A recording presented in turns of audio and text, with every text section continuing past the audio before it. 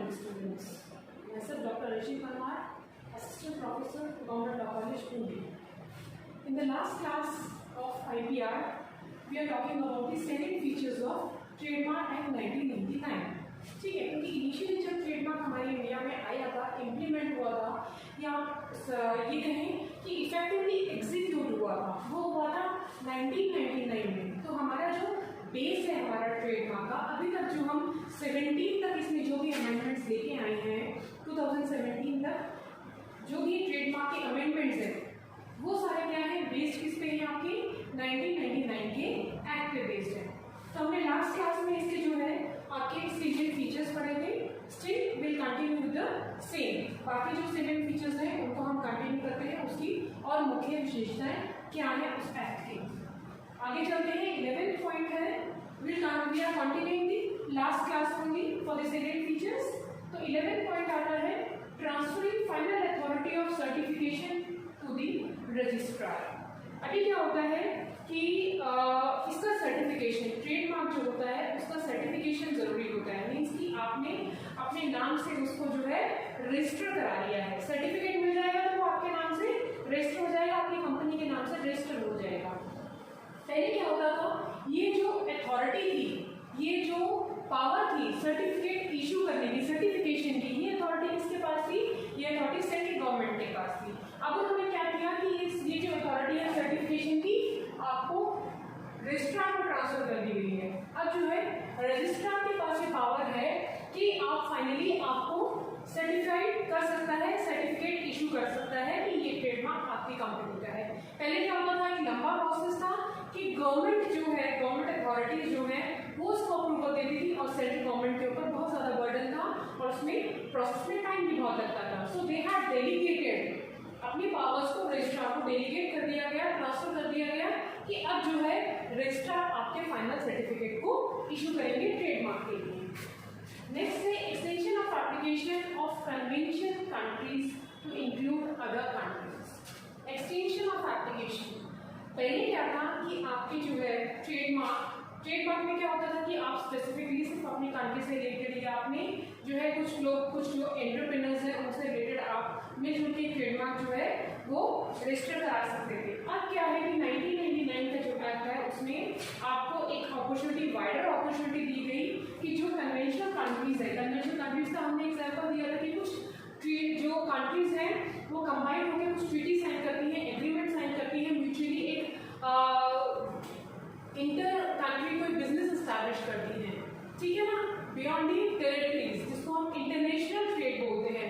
अगर ऐसा कोई इंटरनेशनल ट्रेड कर रही है कुछ countries, so they may have the extension of application. वो क्या करती हैं कि उनको एक वाइडर स्कोप दिया गया है, वो मिलके एक ट्रेडमार्क के लिए, कंट्रीज जो है सारी मिलके एक ट्रेडमार्क के लिए अप्लाई कर सकती हैं, ठीक है। तो एप्लीकेशन का हमने वाइडर स्कोप कर दिया, उसका जो है हमने विस्तारित कर दिया उसको कि अगर एप्लीकेशन कोई फाइल करता है तो कन्वेंशन कंट्रीज जो है जिनके बीच में कोई एग्रीमेंट हुआ है किसी पर्टिकुलर बिजनेस को लेके, तो वो लोग भी क्या है एप्लीकेशन फाइल कर सकते हैं। ऐसा नहीं है कि अगर इंटरनेशनल कोई उस पर ट्रेड है तो आप कहाँ जाके जो है उसको फाइल करेंगे। कोई भी एक कंट्री जो है जहाँ पे वो कंपनी रजिस्टर्ड है, हालांकि उसकी जो पार्टनरशिप है, जो एग्रीमेंट है वो अदर कंट्रीज में भी है, लेकिन क्या है कि जो कंट्री जहाँ पे वो कंपनी रजिस्टर हुई है, वो एग्रीमेंट हुआ है, द प्लेस ऑफ एग्रीमेंट, वहाँ पे वो अपना ट्रेडमार्क के लिए एप्लीकेशन फाइल कर सकते हैं, ठीक है।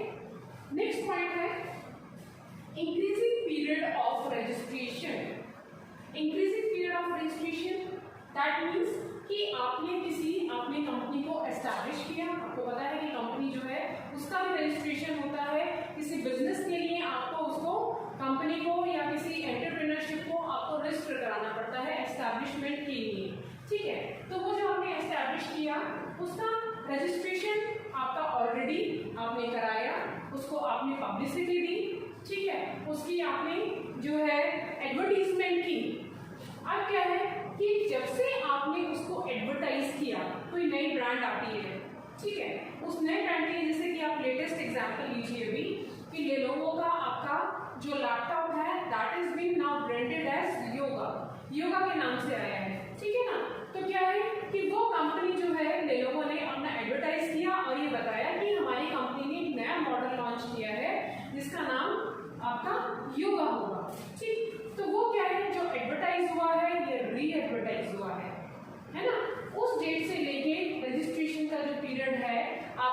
सा बढ़ा दिया गया है। जिस डेट से आप अपनी उसको कंपनी को रजिस्टर कराते हैं, इसको समझिए कि वो पीरियड क्या है जब से आपने कंपनी को रजिस्टर कराया और उसको एडवर्टाइज किया। तो एडवर्टाइज करने से क्या है कि आपने कुछ जो है उसको आइकन्स दिए हैं, कुछ लोगो दिए हैं, है ना, कुछ व्यापार चिन्ह दिया है आपने कि उसमें योगा को आपने किस तरीके से लिखा है, कहाँ पे लिखा है, या आप लेनोवो को जो है लेनोवो छोटा लिख दिया, बड़ा लिख दिया, योगा को थोड़ा, और आपने जिस भी फॉन्ट में स्टाइल में आपने उस वर्ड को लिखा है, जिस भी इमेज में लिखा है, वो आपका ट्रेडमार्क कहलाएगा और आपने उसको एडवर्टाइज कर दिया। एडवर्टाइज करने के पीरियड जो है, जैसे कि आपने एडवर्टाइज किया और तुरंत से उसको रजिस्ट्रेशन कराना पड़ेगा, ऐसा नहीं है। एक ड्यूरेशन आपको जो है उन्होंने दिया है कि आप इस एक्सटेंडेड ड्यूरेशन में अपने ट्रेडमार्क को रजिस्टर करा सकते हैं, ठीक है। उसको हमने उस पीरियड को इंक्रीज कर दिया है। पहले कम था वो पीरियड, पहले था कि limited with in a month आपको रजिस्टर कराना है। अगर आप नहीं कराते हैं, मान लीजिए किसी और कंपनी ने उसको रजिस्टर करा लिया है, उस स्टाइल को, उस लोगो को, तो क्या है कि आप उसके लिए क्लेम नहीं कर सकते कि ये ट्रेडमार्क, ये व्यापार चिन्ह आपका है, क्योंकि दूसरी कंपनी उसको ऑलरेडी रजिस्टर करा चुकी है। लेकिन क्योंकि आपने एडवर्टाइज किया है, उससे पीरियड जो है एक्सटेंडेड दे दिया गया है आपको, तो with in 3 months to 6 months, extended 6 months आपको जो है वो टाइम दिया जाएगा जिसमें कि आप अपने लोगों को, अपने ट्रेडमार्क को रजिस्टर करा सकते हैं। और यदि आपने नहीं कराया है तो दूसरी कंपनी उससे पहले अगर रजिस्टर करा लेती है तो वो ट्रेडमार्क उसका कहलाएगा। You could not claim for that registration, क्योंकि एडवर्टाइज बिजनेस से आपने पहले किया है लेकिन आपने स्टिपुलेटेड पीरियड में उसको रजिस्टर नहीं कराया है, और दूसरी कंपनी आपसे पहले अगर रजिस्टर करा लेती है तो वो लोगो या ट्रेडमार्क जो है वो उस कंपनी का हो जाता है, ठीक है। Next is renewal period increase from 7 to 10 years। अब ये ट्रेडमार्क जो होता है ये आपका लाइफ टाइम नहीं रहेगा, ठीक है। जैसे इंटेलेक्चुअल प्रॉपर्टी के लिए है कि आपका 20 years का है, फिर उसके बाद जो है 70 years उसको एक्सटेंड कर दिया, 70 years के बाद भी आप जिए या मरे, वो जो है राइट आप किसी को ट्रांसफर कर सकते हैं, ठीक है। वो इंटेलेक्चुअल आपके पेटेंट्स के लिए होता है। यहाँ पे ट्रेडमार्क के लिए क्या है, ट्रेडमार्क का जो ड्यूरेशन है that is for 7 years, that was for 7 years, लेकिन यहाँ पे बढ़ा के उसको 10 years कर दिया गया है। आपको उसका रिन्यूअल कराना पड़ेगा। रिन्यूअल जानते हैं, रिन्यूअल पीरियड, ठीक। जैसे कि आपका कोई लाइसेंस होता है ना, आपके ड्राइविंग लाइसेंस है, डीएलपी आप जानते हैं कि 20 years के बाद आपको उसका रिन्यूअल कराना पड़ता है, या आपका कोई भी कार्ड है, या जैसे कि आपके कुछ जैसे गाड़ी के लिए पॉल्यूशन भी होता है तो आपको उसको रिन्यूअल कराना पड़ता है। कुछ चीजें ऐसी होती हैं जो कुछ रजिस्टर है उनके लिए होता है कि आप उसको अपडेट करें, ठीक है। तो ये जो रिन्यूअल पीरियड है उसको रिन्यू कराने का है ना, रिन्यू कराने का आपका पहले 7 years था, लेकिन अब वो बढ़ा के 10 years कर दिया गया है। अब 10 years का ड्यूरेशन है कि once your trademark is been registered that is for 10 years, but before the completion of 10 years you have to register it again. आपको वो जो है वापस से रजिस्टर कराना पड़ेगा 10 साल से पहले, कंप्लीट होने से पहले अगले 10 साल की। तो वंस और रिन्यूअल इज फॉर 10 years, एक बार रजिस्टर होता है वो 10 years के लिए होता है, फिर फर्दर आप उसका रिन्यूअल कराएंगे। लेकिन अगर आपने 10 साल के अंदर अंदर उसको, मतलब 10 साल पूरे होने से पहले अगर आपने उसको रजिस्टर नहीं कराया है तो क्या होगा कि वो ट्रेडमार्क आपका लैप्स हो जाएगा और कोई और कंपनी जो है, कोई और एंटरप्रेन्योर है वो उसको अपना रजिस्टर करा सकता है, वो उसका ट्रेडमार्क बन जाएगा यदि आपने उसका रिन्यूअल नहीं कराया है तो, ठीक। Next is filing single application for more than 1 class। As I told you in the previous class, there is a classification of trademark, A part में, B पार्ट में। तो यहाँ पे आपका जो है प्रोसीजर जो है, प्रक्रिया को एज कर दिया गया है, सिंपल कर दिया गया है कि आपको एक कॉमन एप्लीकेशन ही फाइल करनी है, और वो एप्लीकेशन भी जो है आपकी वो ऑनलाइन फॉर्मेट में है। लेटेस्ट में भी जो अपडेट्स हैं वो ये हैं कि आपका 2010, 13 और 17 की जो अमेंडमेंट्स हैं, 10 में ही इनिशियली हमने ऑनलाइन प्रोसेस को इंट्रोड्यूस कर दिया था।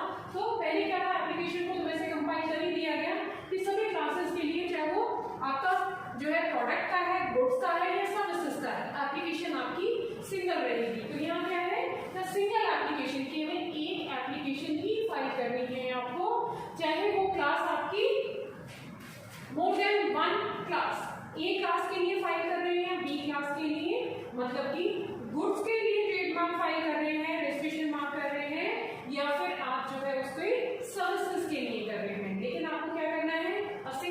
application shall be filed. तो आपका क्या है कि वो heaps of applications would not be there. A single company can file for both the classes in a single application. एक ही application में दोनों classes के लिए simultaneously को apply कर सकते हैं.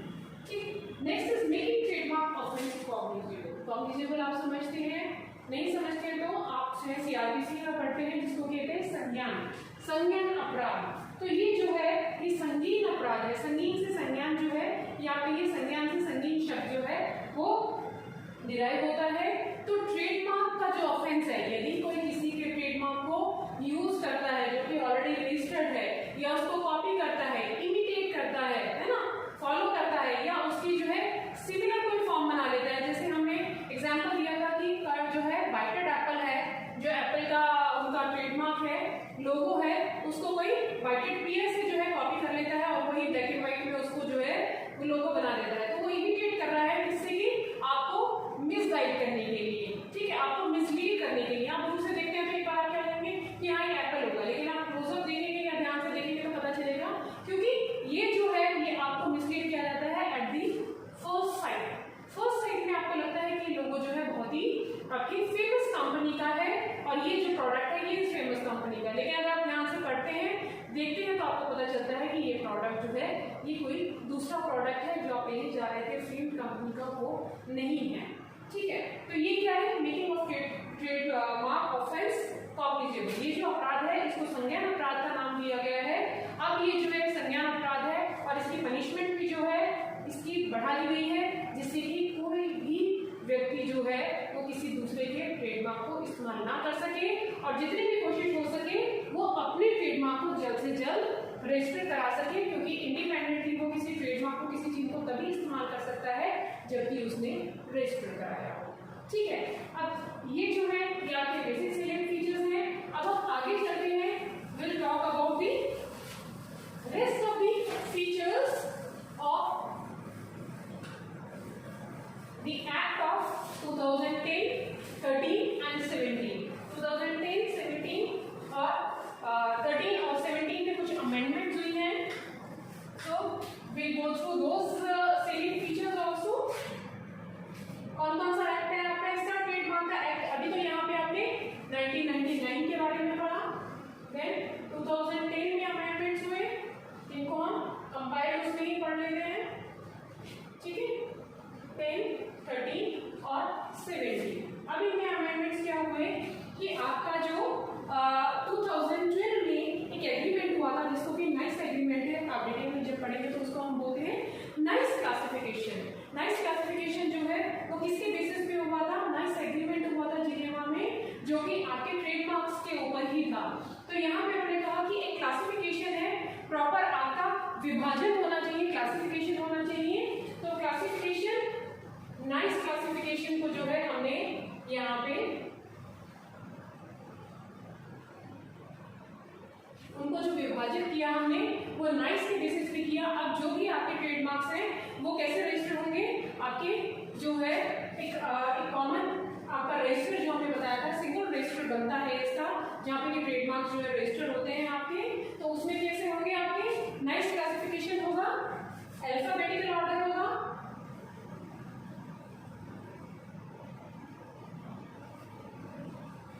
अब आपको ढूंढने में उसमें कि कौन सा ट्रेडमार्क किसके उस पे है, तो वो कंपनीज जो है वो अल्फाबेटिकली आपकी जो है उसमें रजिस्टर में एंट्री होगी और इसका क्लासिफिकेशन क्या होगा? नाइस क्लासिफिकेशन, जिससे कि आपका गुड्स और सर्विसेज जो है. अब एक और अमेंडमेंट जो था इनमें ये था कि आपका जो है क्लासिफिकेशन नाइस क्लासिफिकेशन में they had included goods and services. हमने बताया कि आपको ए और बी क्लासिफिकेशन है तो वो गुड्स का भी रहेगा, सर्विसेज का भी रहेगा, प्रोडक्ट भी है और उसकी जो सर्विसेज दे रहे हैं वो भी है. तो इन दोनों का जो है Nice classification that is been compiled into a single register. केवल एक ही रजिस्टर में दोनों क्लासिफिकेशन रहेंगी जो कि आपके नाइस एग्रीमेंट के बेसिस पे है. ठीक है, और इनका क्या रहेगा? सिस्टमैटिक ऑर्डर रहेगा, अल्फाबेटिकल ऑर्डर रहेगा. मतलब A to Z आपका डिस्ट्रीब्यूशन है और रजिस्टर में एंट्री है. ठीक है, अगर वो हैंडमेड रजिस्टर है तो भी उसको मेंटेन किया जाता है और साइमल्टेनियसली आपका जो रजिस्टर है वो ऑनलाइन भी मेंशन किया जाता है जिससे कि आप अपने उसको इन्वेंट करने जा रहे हैं, तो आप क्या करेंगे, नया लोगो बनाने से पहले एक बार आपको it's the responsibility of the company कि सारे लोगोस को एक बार चेक कर ले, ट्रेडमार्क्स को चेक कर ले, कहीं पे भी अगर वो कॉपीड है, जो ट्रेडमार्क है वो किन किन बेसिस पे कॉपी हो सकता है, कलर पे हो सकता है, लोगो पे हो सकता है और वर्ड्स पे हो सकता है। तो तीन तरीके के ट्रेडमार्क्स जो हैं वो होते हैं, जैसे कि जो डिजाइन बनता है वो वर्ड से बनता है, या आपका कलर से बनता है, या फिर आपके किसी लोगो से बनता है। ठीक है, तो वो सब क्या है कि आपको you may go through, alphabetically arrange किया गया है उनको, और आपका नेट पे भी, वेबसाइट पे भी अवेलेबल है, you can go through them so that you can verify that you are not copying anybody else trademark. आप किसी और के किसी अन्य कंपनी की ट्रेडमार्क को कॉपी नहीं कर रहे हैं। ठीक है, उसके बाद है आपका ये जो है पनिशमेंट को, इसको प्रोसेस के ऊपर बात करते हैं। प्रोसेस को हमने स्पीडी प्रोसेस कर लिया है। स्पीडी प्रोसेस है, अगर इसको डिले किया जाएगा रजिस्ट्रेशन का, स्पीडी प्रोसेस फॉर रजिस्ट्रेशन, अगर रजिस्ट्रेशन के प्रोसेस में अगर टाइम लगता है, क्योंकि आपने जैसे हमने बताया कि ऑनलाइन प्रोसेस हो गया है, तो आप ऑनलाइन लॉगिन करते हैं और तुरंत ही आपको अपना रजिस्ट्रेशन जो है वो जो है मिनिमम पीरियड जितना जल्दी हो सके उतना जल्दी आपका रजिस्ट्रेशन जो है वो ट्रेडमार्क का हो जाएगा, जिससे कि कोई और उसकी अपॉर्चुनिटी को अवेल ना कर सके। आपने पहले एप्लीकेशन फाइल की है, आपकी एप्लीकेशन आईडी बन जाएगी और तुरंत ही आपको जो है ऑनलाइन प्रोसेस पे आपके स्पीडली आपका रजिस्ट्रेशन हो जाएगा। ठीक है, नेक्स्ट है जहाँ पे हम बात करते हैं कि ट्रेडमार्क्स जो है, ट्रेडमार्क्स का इनकी फीस जो है रजिस्ट्रेशन फीस को भी हाइक कर दिया गया है।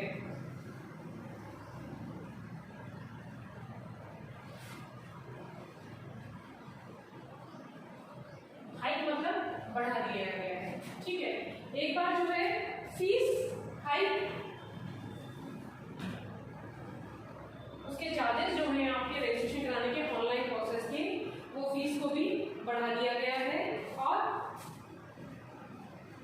फिफ्थ पॉइंट है जहां पे हम बात करते हैं कि ट्रेडमार्क के जो अर्लियर जो फीचर्स थे उनको हमने और मॉडिफाई किया है, और आपके जो क्लासिफिकेशन है, जैसे कि आपका जैसे एंटरप्रेन्योरशिप है वो डिफरेंट क्लासेस पे है, तो एक क्लासिफिकेशन हमने और ऐड की इसमें, जहां पे कि हम स्टार्टअप आपने सुना होगा,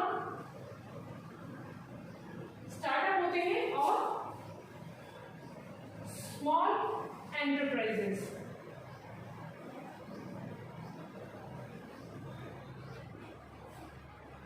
स्टार्टअप और स्मॉल एंटरप्राइजेस, स्टार्टअप और स्मॉल कहने में हम कहते हैं कि इनिशियली किसने शुरुआत की है, छोटा है, लेकिन हमने इसको फर्दर जो है उनको भी हमने बांट दिया है। आपकी जितनी भी कंपनीज हैं उनको हमने उनके टर्नओवर से जो है उनका डिस्ट्रीब्यूशन किया है, तो ये जो इनका एनुअल टर्नअप होता है, टर्नओवर होता है, फाइनेंशियल टर्नओवर, उसके बेसिस पे भी हमने क्लासिफिकेशन कर दी है, क्योंकि मल्टीपल जो है कंपनीज हैं डिफरेंट उसकी, तो उनमें हमने जो नाइस क्लासिफिकेशन की हम बात कर रहे थे, तो हमने गुड्स और सर्विसेज को अलग अलग बांट दिया, उसके साथ साथ हमने स्टार्टअप जो कंपनीज हैं और आपकी स्मॉल एंटरप्राइजेस है। स्टार्टअप कंपनीज आप कह सकते हैं कि जो 25 लाख तक का जिनका इन्वेस्टमेंट या टर्नओवर होता है वो, और ये स्मॉल एंटरप्राइजेस जिनका 1 करोड़ तक का हो सकता है। तो हमने फर्दर ये क्लासिफिकेशन में छोटी कंपनीज की, क्योंकि हम ये कहते हैं कि ट्रेडमार्क सभी के लिए कंपलसरी है, चाहे वो बड़ी कंपनी है चाहे वो छोटी है। तो स्टार्टअप जो है वो भी अपना लोगो, अपना रजिस्टर जो है ट्रेडमार्क रजिस्टर कराएगा, चाहे वो स्मॉल एंटरप्राइजेस हैं वो भी अपने लोगों को, अपने ट्रेडमार्क को रजिस्टर कराएंगे। ठीक है, फिर क्या आता है लोगो और trademark for textile, they have introduced trademark for textile products. Textile product से क्या समझते हैं आप, कपड़ों से रिलेटेड। ठीक है, कपड़ों के ब्रांड्स आपने देखे होंगे, कपड़ों के जो है आप इसका देखिए नाइस के कपड़े आते हैं। ठीक है, नाइक का कपड़ा है आपका, वेरोमोडा के हैं, आपके, या फिर वैन हुसैन का देखिए, वैन हुसैन का शर्ट पहनते हैं आप, है ना, या फिर जो गर्ल्स हैं वो वेरा के जो है इनके टॉप्स पहनती हैं।